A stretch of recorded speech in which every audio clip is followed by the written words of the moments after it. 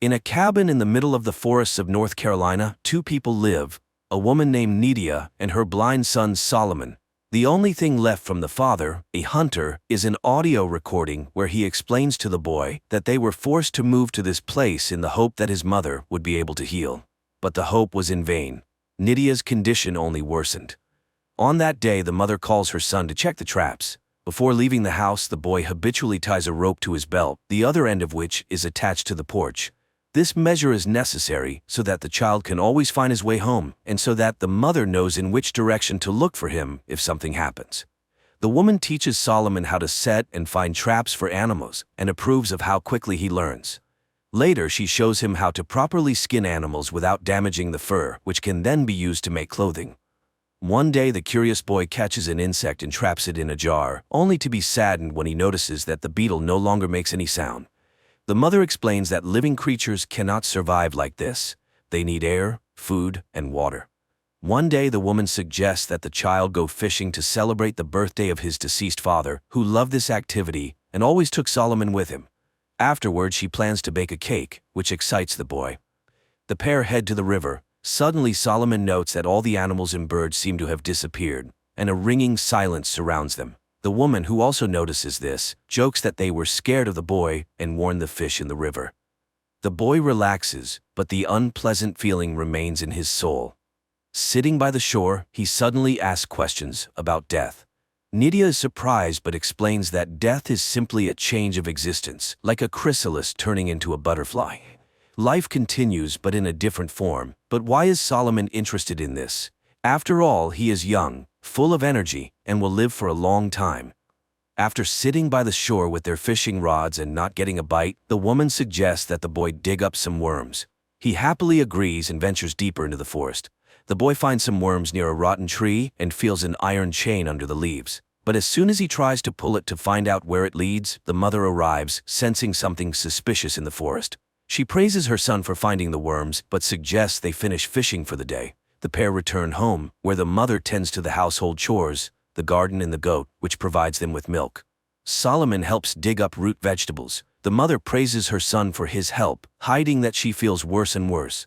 In the evening, she bakes the promised cake and suggests that her son sing the traditional song, but the boy doesn't like it. Then Nydia offers to let him blow out the candle on the cake in front of him, and Solomon fulfills the request, but he refuses to share his wish, believing it won't come true if he does.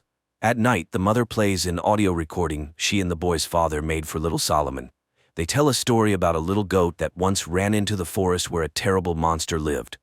The parents loved their little goat very much and were inconsolable, but the goat, seeing the monster, managed to escape and return home, bringing great joy to his mother and father. They hugged him, and he promised never to return to the dark forest again. After listening to the story again, Solomon again raises the question of death, as he didn't understand his mother's earlier explanation. Then Nydia tells him about faith. However, the boy barely understands and declares that he believes in his mother above all else. The years pass, but one day the mother disappears, leaving the boy only a recording of her voice, in which she says goodbye to her son and reminds him of the three main rules of their life.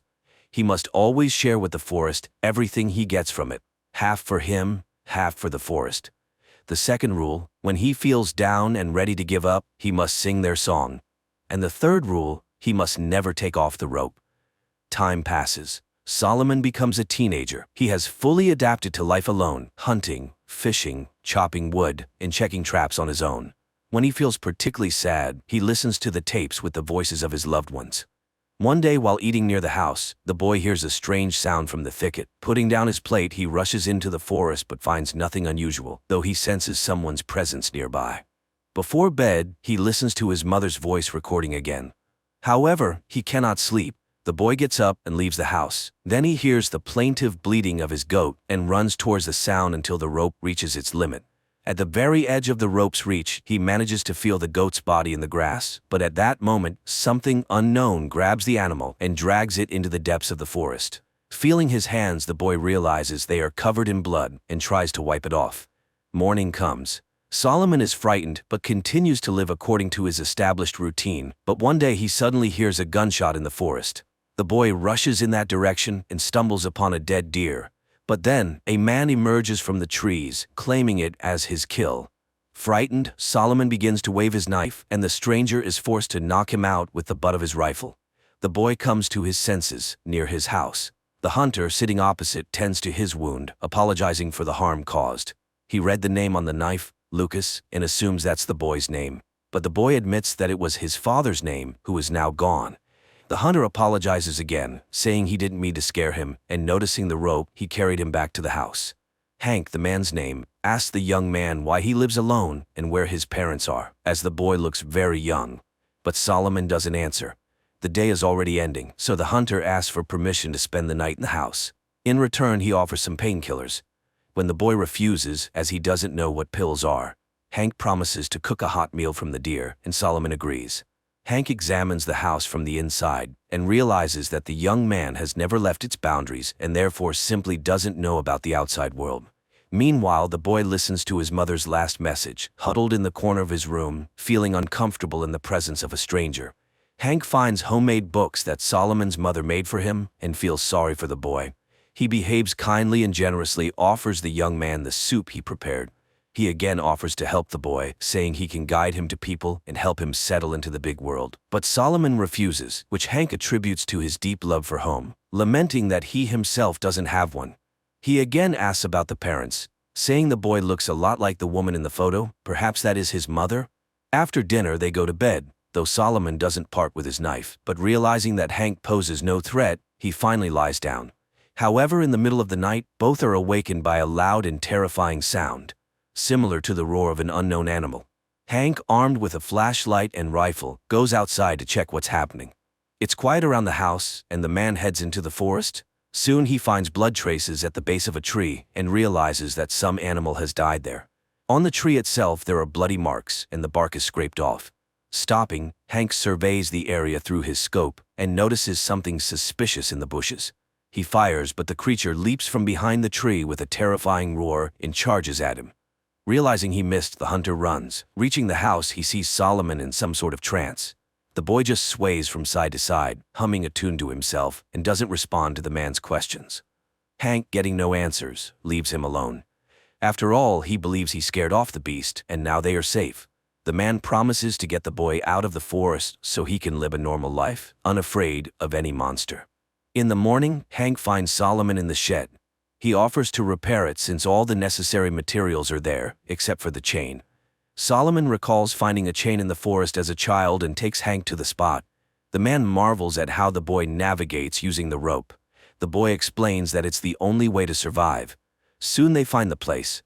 Hank, noticing the chain, grabs it and starts pulling, but realizing it's tied to something, he follows it and finds some kind of burrow. Nearby lie metal shears, which surprises Hank. However, he cuts off a piece of the chain and returns with it to the house.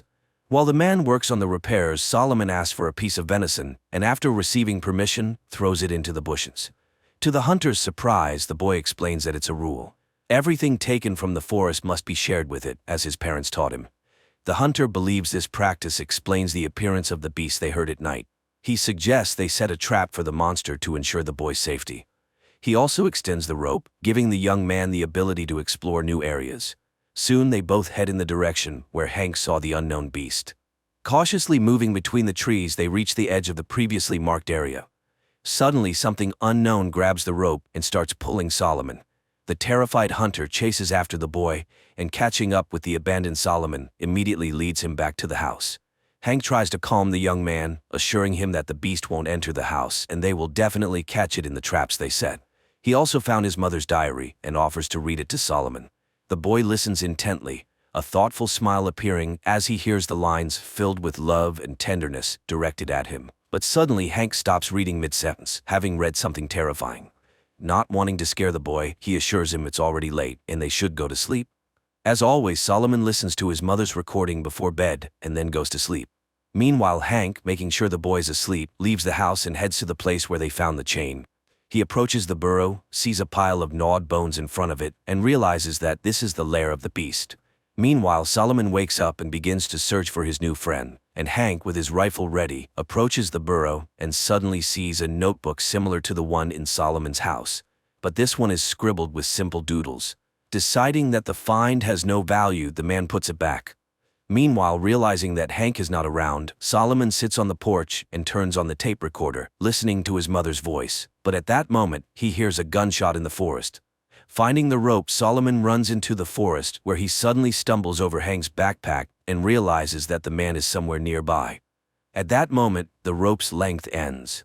For the first time in his life, Solomon breaks the rule and takes it off to find his friend. He crawls around and finds Hank's lifeless body. Solomon mourns his loss when he hears someone standing before him. The terrifying, disheveled creature turns out to be Solomon's mother. Making inhuman sounds, she charges at him, but the chain restrains her. To drive away his fear, Solomon begins to hum the childhood melody. This makes the woman stop, and when she begins to hum along, the boy recognizes her. He cautiously approaches her, and when she lunges at him, she impales herself on a knife and dies. Her eyes, with strange vertical pupils, go still. The young man, coughing heavily, leans against a tree. Trying to recover from everything he's been through, he suddenly hears a crow cawing and looks up at the sky. And then, in his milky eyes, vertical pupils appear, meaning that along with his sight, he has inherited his mother's illness, becoming the new forest beast. A depressingly dull film that exudes hopelessness, cold, and a sense of inevitable futility. But the metaphor with the rope is very apt. A person should never lose their connection to home.